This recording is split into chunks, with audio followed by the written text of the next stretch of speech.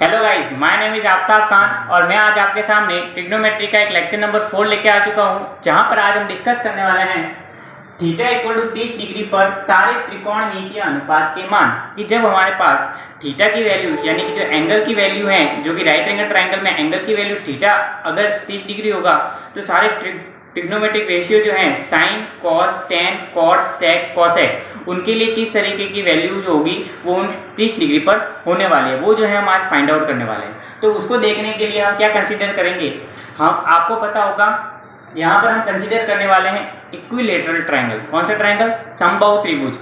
Guys आपको पता है त्रिभुज क्या होता है? त्रिभुज क्या होता है कि जिसकी तीनों साइड्स होती हैं और जिसके 3 एंगल होते हैं, जहाँ पर तीनों एंगलों का जो योग है वो 180 डिग्री होता है।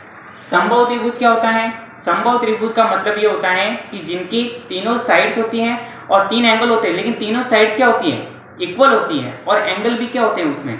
इक्वल होते हैं। तो उस एंगल को हम क्या कहते हैं? उस त्रिभुज को हम क्या कहते हैं? समबाहु त्रिभुज कहते हैं। यानी समबाहु त्रिभुज का मतलब क्या होता है कि इसकी जो तीनों साइड्स हैं वो क्या होने वाली है? इक्वल होने वाली है, और जहाँ पर ये तीनों एंगल भी क्या होने वाले हैं? इक्वल होने वाले हैं। इस प्रकार के त्रिभुज को हम क्या कहते हैं? समबाहु त्रिभुज। एक बार मैं वापस रिपीट कर देता हूँ, समबाहु त्रिभुज होता क्या है? समबाहु त्रिभुज का मतलब होता है कि जिसकी तीनों साइड से होती हैं, जिसकी तीनों भुजाएं जो होती हैं वो समान होती हैं, और जिसके तीनों कोण क्या होते हैं? समान होते हैं। ठीक है, तो यहाँ पर हमने कंसीडर किया है कि एक साइड की जो लंबाई है वो क्या है? 2a, यानी एक साइड की लेंथ जो है 2a है, तो दूसरे साइड की लेंथ भी क्या होने वाली है? 2a होने वाली है, और तीसरे साइड की लेंथ भी क्या होने वाली है? 2a होने वाली है। और त्रिभुज के तीनों कोणों का योग कितना होता है? 180 डिग्री। तो 3 एंगल है, तो 3 एंगल अगर बराबर है तो कितना होगा? एक एंगल की वैल्यू होगी 180 डिग्री, 180 डिग्री बाय 3 यानी कि 60 डिग्री। यानी कि समबाहु त्रिभुज में प्रत्येक कोण कितने डिग्री का होता है? 60 डिग्री का होता है। यानी कि तीनों अगर साइड्स अगर 2a है और हमने एंगल को मान लिया है कि 60 डिग्री, हालांकि 60 डिग्री ही होता है, तो ये तो 3 कोण समान होंगे और तीनों कोणों का योग कितना होगा? 180 डिग्री होगा। तो थीटा इक्वल टू 30 डिग्री पर सारे त्रिकोणमितीय रेशियो के मान फाइंड आउट करने के लिए हमने एक समबाहु त्रिभुज कंसीडर किया। तो सबसे पहले हमें क्या करना होगा? एक समबाहु त्रिभुज को कंसीडर करना होगा। तो हमने एक समबाहु त्रिभुज कंसीडर कर लिया। यहाँ तक आपको समझ में आ गया है। अब हम क्या करने वाले हैं कि इसका जो ABC यहाँ पर क्या है? एक समबाहु त्रिभुज है। क्या है? एक समबाहु त्रिभुज है। अब हम यहाँ पे क्या करने वाले हैं कि जो A जो है यानी इसका जो वर्टेक्स है, इस वर्टेक्स से M तक हम क्या करेंगे? एक क्या करने वाले हैं? एक परपेंडिकुलर लाइन खींचने वाले हैं इस इक्विलेटरल ट्रायंगल के अंदर। इस समबाहु त्रिभुज के अंदर हम A से एक वर्टेक्स लाइन जो है वो खींचने वाले हैं, यानी AM जो है हमने एक वर्टेक्स लाइन खींच दी है। अब हम यहाँ पे क्या करने वाले हैं कि जैसे हमने यहाँ पे वर्टेक्स लाइन खींची है, तो यहाँ पर ये जो A पर जो एंगल था 60 डिग्री का, वो बराबर 30 डिग्री एंगल में डिवाइड हो जाएगा। यानी कि 60 डिग्री यहाँ का 30 डिग्री में डिवाइड होगा और यहाँ का 30 डिग्री में डिवाइड हो गया। और जहाँ पर परपेंडिकुलर लाइन खींची है तो यहाँ पर क्या होने वाला है? ये 90 डिग्री का हो गया, और ये भी हमारे पास क्या हो गया? 90 डिग्री का हो गया। गाइस ये डायग्राम जो है, आपको फिगर जो है बहुत ही अच्छी तरीके से क्लियर होना चाहिए। एक बार वापस रिपीट कर देता हूँ। ये जो ए एंगल है, यहाँ से ए एंगल से हमने ए वर्टेक्स से हमने एक परपेंडिकुलर लाइन खींची जो कि M तक गई, तो AM हमारे पास क्या हो गया? एक परपेंडिकुलर हो गया। परपेंडिकुलर हो गए तो यहाँ पर 60 डिग्री का जो एंगल था वहां पर परपेंडिकुलर मिडिल में लाइन खींचने पर ये 30 डिग्री का हो गया और ये 30 डिग्री का हो गया, क्योंकि 60 का आधा कितना होता है? 30 डिग्री। तो ये 30 डिग्री में डिवाइड हो गया। और परपेंडिकुलर लाइन खींची एकदम सीधी लाइन, तो सीधी लाइन क्या होती है? 90 डिग्री का एंगल बनाती है। तो ये 90 डिग्री का हो गया और ये 90 डिग्री का हो गया। अब हमारे पास क्या हो गया कि ये जो साइड्स थी ये भी 2a थी, तो यहाँ पर ये कितना हो गया? ये भी a में डिवाइड हो गया और ये भी a में डिवाइड हो गया। यानी कि CM भी a भुजा हो गई और MB भी a भुजा हो गई, क्योंकि हमने पूरे मिडल में लाइन खींची है। तो मिडल में लाइन खींची है तो 2a जो है a और a में क्या हो गया? बढ़ गया। ठीक है, तो यहाँ तक आपको पूरा फिगर जो है क्लियर होना चाहिए। आपको आई होप आपको ये फिगर पूरी तरीके से क्लियर हो चुका होगा। अब हम यहाँ पे क्या करने वाले हैं कि ये जो AM जो है इसकी वैल्यू फाइंड आउट करना चाहते हैं कि AM जो है वो क्या होगा। तो यहाँ पर ये ट्रायंगल और ये ट्रायंगल जो है, यानी कि मैं इस ट्रायंगल को नाम दे देता हूँ। इस ट्रायंगल का नाम 1 है और इस ट्रायंगल का नाम 2 है। ये दोनों ट्रायंगल क्या है? सर्वांग ट्रायंगल है, यानी दोनों इक्वल ट्रायंगल है। अब हम यहाँ पे क्या करेंगे? किसी भी एक ट्रायंगल को कंसीडर कर सकते हैं और AM की वैल्यू जो है वो फाइंड आउट कर सकते हैं। हम किस तरीके से फाइंड आउट करेंगे? हम जैसे कि ट्रायंगल को कंसीडर करते हैं ACM को, हम ACM ट्रायंगल को कंसीडर करते हैं, तो हम लिखते हैं यहाँ पर त्रिभुज ACM में अब एशियन ट्रायंगल को कंसीडर कर रहे हैं, तो एशियन ट्रायंगल में क्या होगा कि यहाँ पर हम पाइथागोरस जो है थ्योरम जो है वो अप्लाई करने वाले हैं। किस तरीके से अप्लाई करेंगे? पाइथागोरस थ्योरम बेसिकली होती क्या है?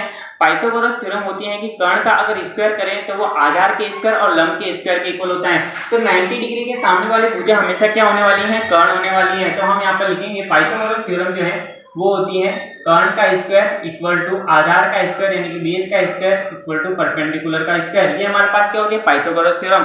तो एसीएम में जो है हाइपोटेनियस कौन सा है? ये 2a वाली लाइन है, ये 2a, क्योंकि 90 डिग्री के सामने वाली भुजा हमेशा क्या होती है? हाइपोटेनियस होती है, जो कि हम पहले पढ़ चुके हैं। तो यहाँ पे क्या होने वाला है? 2a का स्क्वायर।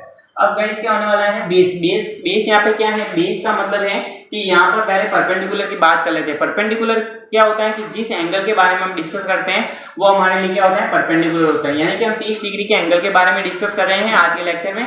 तो 30 डिग्री के सामने वाली भुजा जो है वो हमारे लिए ए है, तो ये हमारे लिए क्या हो गया? परपेंडिकुलर हो गया। तो यहाँ पे क्या होगा? परपेंडिकुलर के लिए क्या हो गया? ये ए स्क्वायर हो गया। अब हम बात करते हैं बेस की। तो बेस हमारे पास क्या है? तो ये हमारे पास परपेंडिकुलर हो गया, ये हमारे पास क्या हो गया?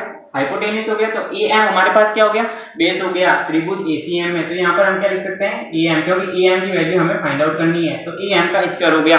अब गाइस हमें क्या करना है कि ए एम को जैसे ही फाइंड आउट करना है, तो ए एम को फाइंड आउट करने के लिए हम क्या कर सकते हैं? इसको इस साइड जो है ट्रांसफर कर सकते हैं। तो जैसे हमने इसको इस साइड ट्रांसफर किया तो ए एम का स्क्वायर, और यहाँ पर क्या हो गया कि ये इस साइड अगर ट्रांसफर होगा तो इसका साइन क्या होने वाला है? चेंज होने वाला है। तो किस तरीके से चेंज होगा? जैसे कि 2a का स्क्वायर हो गया और माइनस a का जो है यहाँ पे स्क्वायर हो गया।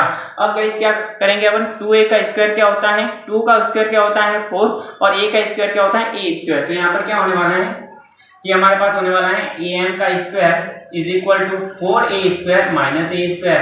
अब गाइस क्या होने वाला है? 4a स्क्वायर में से अगर a स्क्वायर माइनस होगा तो क्या आने वाला है? 3a square. तो यहाँ पर am स्क्वायर की वैल्यू क्या होगी? 3a square. अब गाइस अगर मैं यहाँ पर होल स्क्वायर अगर हटाऊं, यानी कि गाइस मैं इसको इस तरीके से लिख सकता हूँ am का स्क्वायर इज इक्वल टू, इसको मैं लिख सकता हूँ √3, यानी 3 का जो आधा है वो क्या होता है? √3, और यहाँ पर लिख सकता हूँ a, और फिर इसका अगर मैं स्क्वायर कर सकता हूँ गाइस, आपको पता होगा कि अगर मैं √3 का अगर स्क्वायर करूंगा तो मेरे पास क्या आने वाला है? 3 आने वाला है। तो यहाँ पर 3 को मैं क्या लिख सकता हूँ? √3, और a स्क्वायर को क्या लिख सकता हूँ? a, फिर उनका पूरा क्या लगा सकता हूँ? होल स्क्वायर लगा सकता हूँ। तो वापस की वापस यही टर्म हमारे पास आने वाली है। अब स्क्वायर से स्क्वायर कैंसिल आउट हो गया, तो यहाँ पर am क्या हो गया हमारे पास? am तो हो गया वो √3a जो है वो होने वाला है। अब गाइस हमारे पास am की वैल्यू फाइंड आउट हो गई। am हमारे पास क्या आ गया? √3a। तो गाइस हमारे पास ये आ गया, am की वैल्यू जो है √3a आ गई। अब हम जो है अपने ट्रिग्नोमेट्रिक रेशियो के जो फॉर्मूलाज हैं वो हम फाइंड आउट करने वाले हैं कि अगर थीटा की वैल्यू अगर 30 डिग्री होगी तो हमारे लिए ट्रिग्नोमेट्रिक रेशियो के फॉर्मूला क्या होने वाले हैं वो हम देखने वाले हैं नेक्स्ट सेक्शन के अंदर। तो चलिए गाइज, अब थीटा बराबर अगर 30 डिग्री होगा तो सारे ट्रिग्नोमेट्रिक रेशियो की जो वैल्यूज हैं वो क्या होने वाली हैं वो हम देखने वाले हैं। तो आइए गाइज देखते हैं कि हमने यहाँ पर इक्विलेटरल ट्रायंगल हमने कंसीडर किया था, और इक्विलेटरल ट्रायंगल में हमने जो वर्टेक्स से जो है यहाँ पर परपेंडिकुलर लाइन खींची, तो am की वैल्यू जो है हमने नेक्स्ट सेशन के अंदर फाइंड आउट की √3a, जो कि आपने देख लिया किस तरीके से हमने फाइंड आउट की। अब हम इस ट्रायंगल या इस ट्रायंगल यानी ACM या AMB दोनों में से किसी को भी कंसीडर कर सकते हैं, क्योंकि दोनों ट्रायंगल क्या है? इक्वल है। तो गाइस मैं कंसीडर कर रहा हूँ ACM को। तो त्रिभुज ACM में तो त्रिभुज ACM में देखेंगे कि हम साइन 30 डिग्री की वैल्यू फाइंड आउट करेंगे, यानी कि जिस एंगल के बारे में हम डिस्कस कर रहे हैं उसको हमें ध्यान में होना चाहिए कि 30 डिग्री इस एंगल के बारे में हम डिस्कस कर रहे हैं। तो क्या होने वाला है कि साइन 30 डिग्री। तो साइन 30 डिग्री क्या होता है? बेसिकली आपको पता होगा कि साइन जो होता है वो राइट एंगल ट्रायंगल की कौन सी जो साइड्स होती है उनका रेशियो होता है, वो होता है perpendicular upon hypotenuse. Perpendicular upon hypotenuse, in that case में परपेंडिकुलर क्या है और हाइपोटेनियस क्या है? परपेंडिकुलर लाइन जो होती है किसी जिस एंगल के बारे में हम डिस्कस कर रहे हैं उसके सामने वाली साइड जो होती है वो परपेंडिकुलर लाइन होती है, यानी कि 30 डिग्री के सामने वाली जो साइड्स हैं वो है ये MC। तो MC हमारे पास परपेंडिकुलर है जिसकी वैल्यू कितनी है? A है। तो यहाँ पर हम लिखने वाले हैं A। और यहाँ पर जो परपेंडिकुलर ये हो गया, और हाइपोटेनियस के बारे में अगर डिस्कस करें तो 90 डिग्री के सामने वाली जो साइड्स है वो हाइपोटेनियस कहलाती हैं। तो यानी कि हाइपोटेनियस की जो वैल्यू है वो है 2A। तो गाइस आप देख सकते हैं कि A से A कैंसिल आउट हो गया, तो यहाँ पर हमारे पास रिमेनिंग बचा 1/2, यानी कि साइन 30 डिग्री की वैल्यू क्या होती है गाइस? 1/2, जो कि आपको क्या रखनी है? याद रखनी है। अब गाइस अब देखते हैं कि साइन 30 डिग्री तो हमने फाइंड आउट कर लिया कि साइन 30 डिग्री 1/2 होता है। अब कॉस 30 डिग्री के बारे में अगर डिस्कस करें तो कॉस डिग्री क्या होता है? कॉस 30 डिग्री राइट एंगल के ट्रायंगल की कौन सी साइड जो है उनका रेशियो होता है वो होता है बेस अपॉन हाइपोटेनियस। तो गाइस इन दैट केस में जो बेस अगर देखेंगे तो क्या होने वाला है, तो सबसे पहले हम बात करते हैं हाइपोटेनियस की। तो हाइपोटेनियस हमारे पास क्या है गाइस, 90 डिग्री की सामने वाली साइड जो है हाइपोटेनियस है, जिसकी वैल्यू कितनी है 2a है। उसके बाद बेस की बात करें तो परपेंडिकुलर ये है, तो बेस हमारे पास कौन सा है, ये है am जो है हमारे पास बेस का जो है वर्क कर रहा है। तो यहाँ पर क्या करने वाला है √3a, तो √3 है, तो आप देख सकते हैं कि a से जो है a कैंसिल आउट हो गया, तो यहाँ पर क्या हो गया √3/2, यानी कि cos 30 डिग्री की वैल्यू जो है √3/2 हो गई। अब गाइस अगर हम tan 30 डिग्री देखेंगे, अगर हम गाइस यहाँ पर देख रहे हैं, इसको नोट डाउन कर लीजिए आप, मैं अभी इसको मिटा रहा हूँ। अब अगर गाइस अब tan 30 डिग्री देखेंगे तो उसकी वैल्यू क्या होने वाली है, तो आप देख सकते हैं tan 30 डिग्री, तो tan 30 डिग्री देखेंगे तो tan 30 डिग्री क्या होता है हमारे पास परपेंडिकुलर अपॉन बेस, तो परपेंडिकुलर अपॉन बेस होता है। तो इन दैट केस में परपेंडिकुलर किसका वर्क कर रहा है, जैसे कि यहाँ पर 30 डिग्री के सामने वाली साइड जो होती है वो परपेंडिकुलर होती है, तो यहाँ पर मैं लिख रहा हूँ a, क्योंकि इसकी वैल्यू a है। और अगर बेस की बात करें तो बेस हमारे पास am है, तो am की वैल्यू जो है √3a है, तो यहाँ से a से a कैंसिल आउट हो गया, तो यहाँ पर आ गया 1/√3, यानी tan 30 डिग्री की वैल्यू जो है 1/√3 हो गई।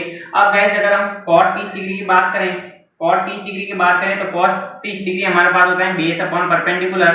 तो इन दैट केस में बेस जो है हमारे पास कहाँ पर है, बेस जो है ये हमारे पास am है, यानी कि am की वैल्यू जो है √3a है, और यहाँ पर परपेंडिकुलर जो है वो है यहाँ पर 30 डिग्री के सामने वाली साइड जो है जिसकी वैल्यू a है, तो यहाँ से a से a कैंसिल आउट हो गया और यहाँ पर √3। गाइस आप देख सकते हैं कि cot जो होता है वो tan का क्या होता है, रेसिप्रोकल होता है। तो आप देख सकते हैं tan 30 डिग्री की वैल्यू अगर 1/√3 है तो cot 30 डिग्री √3 आ गया, यहाँ पर प्रूफ होता है। अब गाइस आप देख सकते हैं कि अगर हम देखें कि sec 30 डिग्री की वैल्यू क्या होगी, तो sec 30 डिग्री हमारे पास क्या होता है हाइपोटेनियस अपॉन बेस। तो यहाँ पर हाइपोटेनियस की वैल्यू जो होती है वो क्या होती है कि 90 डिग्री के सामने वाली साइड जो होती है वो हाइपोटेनियस होती है, जिसकी वैल्यू कितनी है 2a है।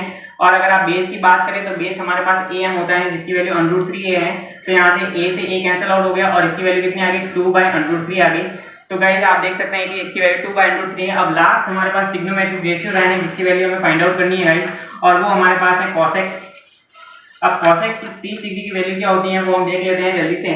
तो गाइस हमारे पास cosec 30 डिग्री जो होता है, cosec 30 डिग्री जो होता है, जो कि होता है हमारे पास हाइपोटेनियस अपॉन परपेंडिकुलर, यानी कि hypotenuse upon perpendicular. In that case में हाइपोटेनियस क्या है हमारे पास 90 डिग्री के सामने वाली साइड जो होती है वो हमारे पास हाइपोटेनियस का वर्क करती है, यानी कि AC जो है हमारे पास हाइपोटेनियस है, जिसकी वैल्यू क्या है यहाँ पर 2a है गाइस, यहाँ पर 2a है हाइपोटेनियस की वैल्यू। और गाइस अगर हम देखें कि परपेंडिकुलर क्या है कि 90 डिग्री 30 डिग्री के सामने जिस कोण की डिस्कस कर रहे हैं उसके सामने वाली साइड हमारे क्या होने वाली है परपेंडिकुलर होने वाली है, तो इसकी वैल्यू जो है a है, तो यहाँ से a से a कैंसिल आउट हो गया और यहाँ पर क्या आने वाला है 2 होने वाला है। तो गाइस हमने सारे ट्रिग्नोमेट्रिक रेशियो के फॉर्मूला जो है हमने देख लिए हैं। अब गाइस एक बार मैं वापस से सारे ट्रिग्नोमेट्रिक रेशियो की जो फॉर्मूला की जो 30 डिग्री पर वैल्यू है उसको मैं रिटर्न करता हूँ, और उसको मैं रिटर्न करूंगा नेक्स्ट सेशन के अंदर।